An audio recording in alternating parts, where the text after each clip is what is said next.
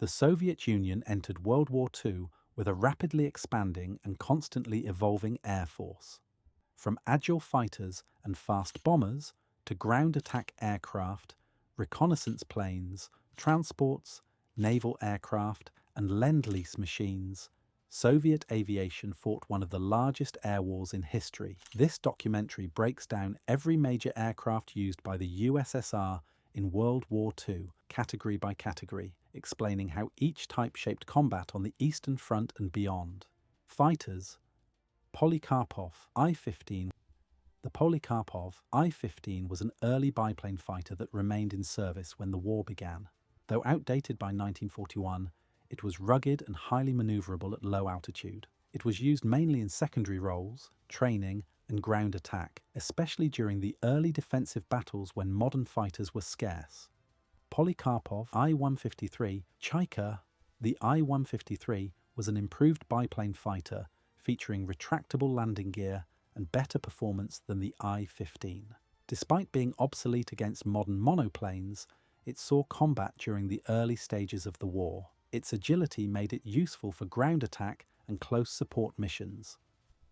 Polikarpov I-16. The I-16 was revolutionary when introduced, becoming one of the world's first modern monoplane fighters. By 1941, it was outdated, but it still formed a large portion of Soviet fighter strength. Heavily armed but difficult to fly, it suffered heavy losses during the German invasion. Yakovlev Yak-1. The Yak-1 was one of the first new-generation Soviet fighters of the war. Balanced, agile, and relatively easy to produce, it provided a solid foundation for later Yak designs. It fought extensively from 1941 onward and helped restore Soviet fighter capability after early losses. Yakovlev Yak-3. The Yak-3 was one of the most effective low-altitude fighters of World War II. Light, extremely maneuverable, and fast, it excelled in dogfights over the Eastern Front. Introduced late in the war, it earned a strong reputation among both Soviet and Allied pilots. Yakovlev Yak-7. Originally designed as a trainer, the Yak-7 evolved into a capable frontline fighter.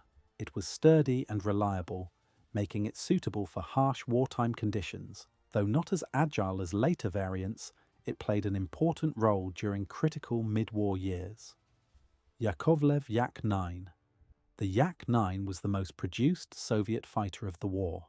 Highly adaptable, it was built in many variants for different roles, including long-range escort and heavy armament. It served on all fronts and remained effective through the final stages of the conflict. Lag-3. The Lag-3 was constructed largely from wood to conserve strategic materials. While durable, it was underpowered and unpopular with pilots. Despite its shortcomings, it served in large numbers during the early war and formed the basis for later, improved Lavochkin fighters. Lavochkin LA-5. The LA-5 dramatically improved on earlier designs by using a powerful radial engine. It offered excellent performance at low and medium altitudes, making it well suited to Eastern Front conditions. It became one of the Red Army's most respected fighters. Lavochkin La-7. The La-7 was the final and most refined Lavochkin fighter of the war. Faster and better armed than its predecessors, it gave Soviet pilots a competitive edge against late-war German fighters. Many top Soviet aces flew this aircraft. The MiG-1 was an early high-altitude interceptor designed before the war. It suffered from handling issues and limited range, restricting its usefulness. Only a small number were produced before development shifted to improved versions. The MiG-3 was optimized for high-altitude combat, but most fighting occurred at low altitude. As a result, it was often misused and criticized. Nevertheless, it served in air defense roles and remained effective when used as intended. Next on the list, bombers. Tupolev SB-2. The SB-2 was a fast twin-engine bomber that was highly advanced in the late 1930s. By 1941, it was obsolete and vulnerable, yet it remained in frontline service. Heavy losses were suffered during the early months of the war. Tupolev TB-3.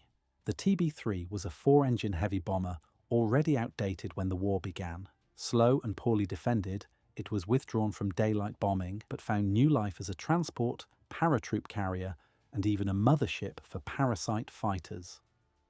Ilyushin DB-3. The DB-3 was a long-range bomber capable of deep strikes. It played a role in early bombing raids against German targets and laid the groundwork for later Soviet strategic bombing efforts under extremely difficult conditions.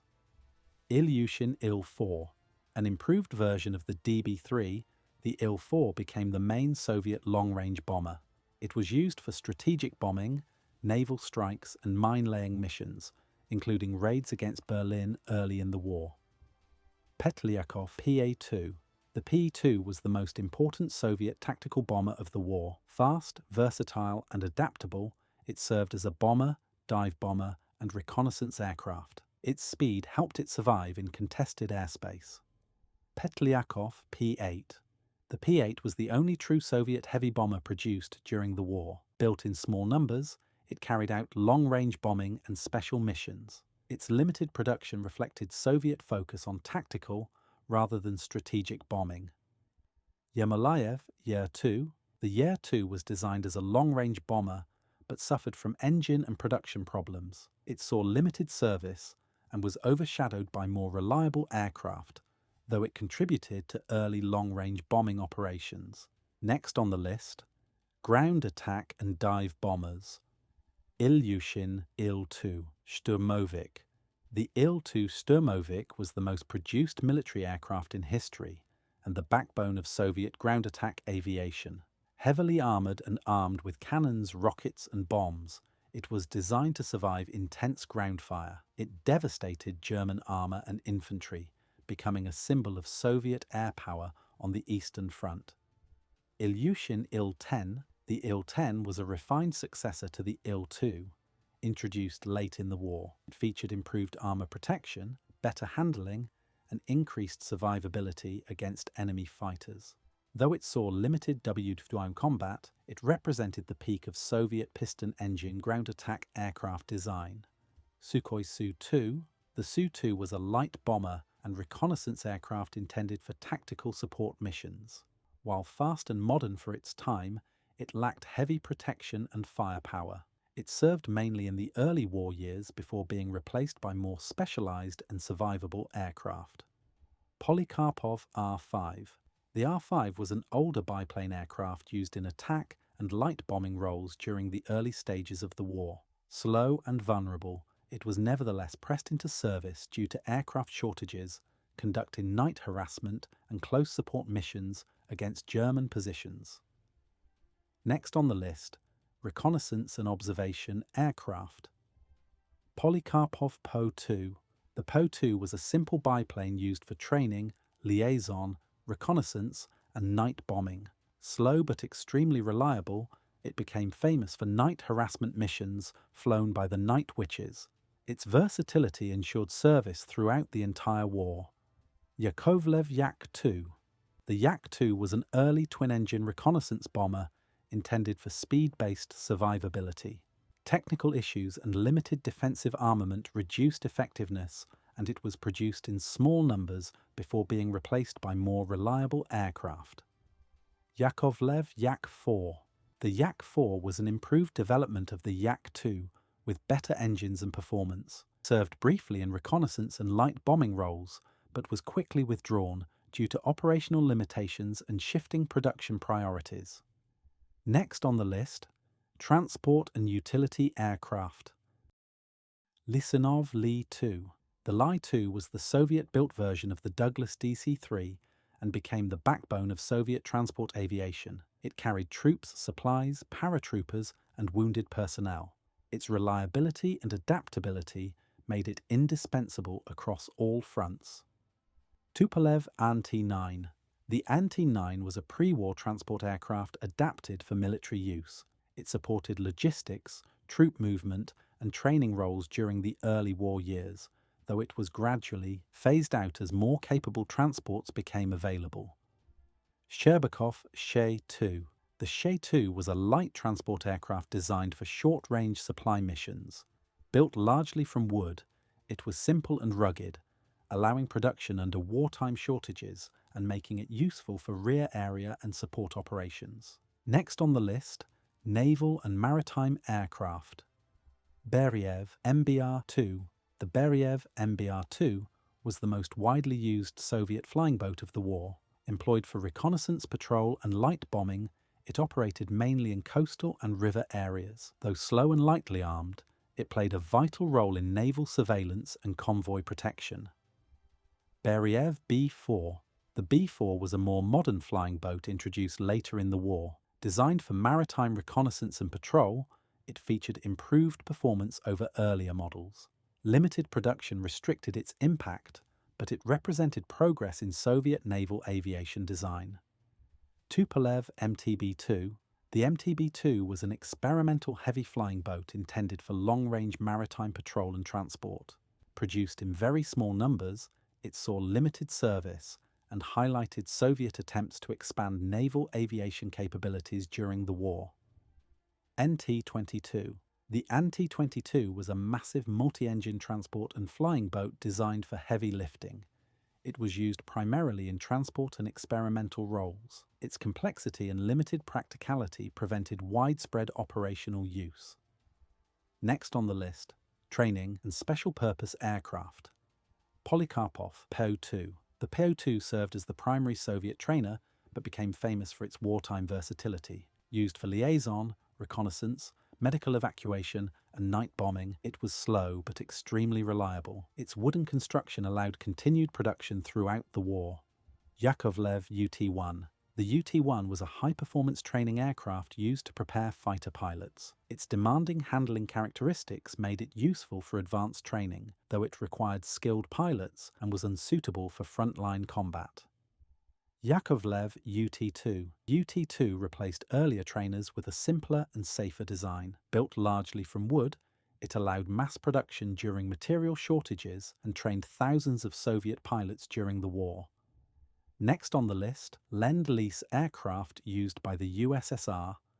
Bell P-39 Aero Cobra. The P-39 became one of the most important fighters in Soviet service. Though unpopular in Western air forces, it excelled at low-altitude combat on the Eastern Front. Many top Soviet aces achieved most of their victories flying this aircraft. Bell P-63 King Cobra. The P-63 was an improved successor to the P-39 and was delivered late in the war. While it saw limited combat, it offered better performance and firepower and became important in post-war Soviet aviation. Curtiss P-40 Warhawk. The P-40 was used primarily during the early war years when Soviet losses were severe. Rugged and reliable, it was less maneuverable than Soviet fighters, but proved effective in experienced hands. Douglas A-20 Havoc. The A-20 was one of the most successful Lend-lease bombers used by the USSR. Fast, durable, and versatile, it served in bombing, attack, and reconnaissance roles, and was highly regarded by Soviet crews. North American B-25 Mitchell. The B-25 was used by Soviet long-range aviation units for medium bombing missions. Reliable and well-armed, it complemented Soviet bombers and extended operational reach during later stages of the war. Consolidated PBY Catalina. The PBY Catalina served in naval aviation roles, including reconnaissance, patrol, and search and rescue. Its long range and endurance made it valuable for maritime operations. Hawker Hurricane. The Hurricane was among the first Western fighters delivered to the USSR. Though obsolete by later standards, it provided urgently needed air defense capability during the critical early months of the war. Supermarine Spitfire. The Spitfire was delivered in limited numbers and used mainly for air defense. Highly regarded for its performance, it saw restricted use due to maintenance complexity and supply issues. Soviet aviation in World War II was shaped by necessity, mass production, and relentless combat. From rugged indigenous designs to vital Lend-lease aircraft, these planes allowed the Red Army to regain air superiority, support ground forces, and sustain one of the largest air campaigns in history.